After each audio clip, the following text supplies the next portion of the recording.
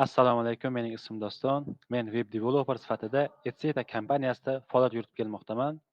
Menimcha ideal produkt bu faqatgina texnologiya emas, eng yaxshi produkt bu doimo foydalanuvchining real muammosini hal qilishdan boshlanadi. Bugungi kunda ko'plab startaplar kuchli texnologiya yaratishga harakat qiladi, lekin har doim ham foydalanuvchi uchun haqiqiy qiymat yaratmaydi. Ideal produkt esa aksincha, u foydalanuvchining muammosini tushunadi va eng sodda va eng samarali yo'l bilan muammoni hal qiladi. Assalomu alaykum. Mening ismim Saidahmad.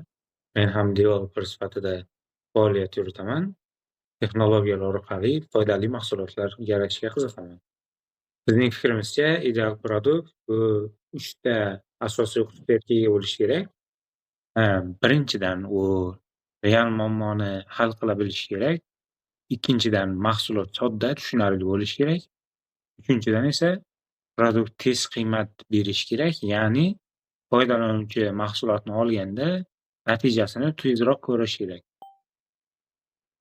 Bunga eng yaxshi misol sifatida Uber yoki Yandex.Go kabi xizmatlarni ko'rsatish mumkin.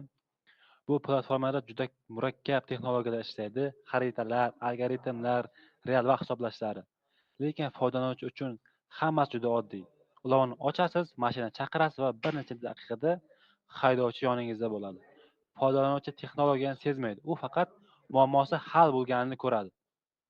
Shuning uchun ham bizning fikrimizcha, ideal produkt bu murakkab texnologiya emas, balki foydalanuvchi muammosini tez, sodda va samarali hal qiladigan yechim.